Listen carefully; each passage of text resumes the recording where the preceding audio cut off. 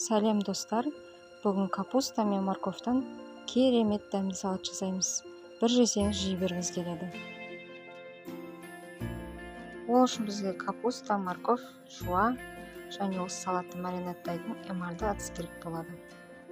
Ең бірінші капустаны видеода көрсетілгендей 4 бөлшекке етіп турап аламыз.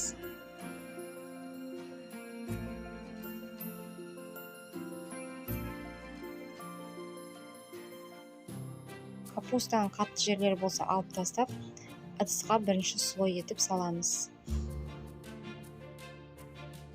Одан кейін морковты чорканың ірі жағынан өткізіп, капустаның үстіне саламыз.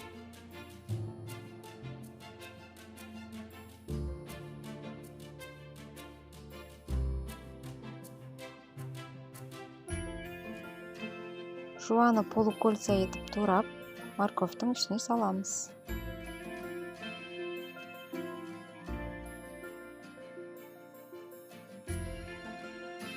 Жуаны морковтың үстіне салған кезде арасын осылай етіп ашып жібереміз.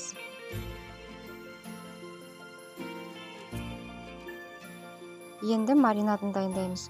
Ол үшін 200 грамм шемішкі майға 200 грамм шекер салып араластырамыз.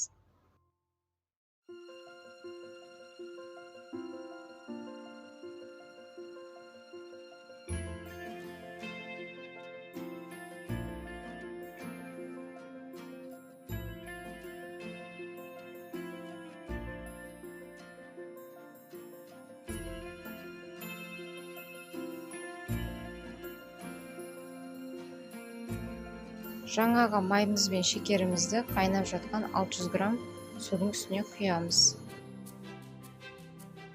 Оттың жылдамдығы орташа болу керек. 2 ас қасық тұз саламыз.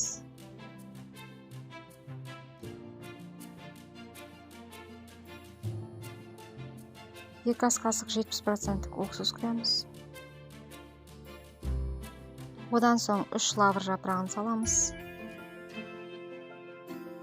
1 шай қасық қара бұрыш саламыз.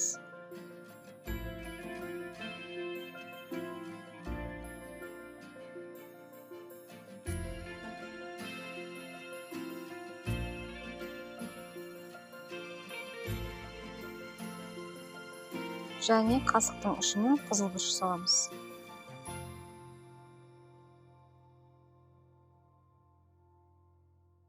Дайын болған маринадты ыдысымыздың үстіне құямыз.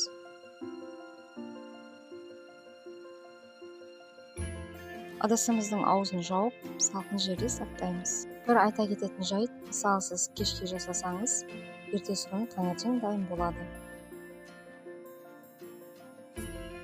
Дайын болған салатты осылай араластырып жей берсеңіздер болады. Ас болсын.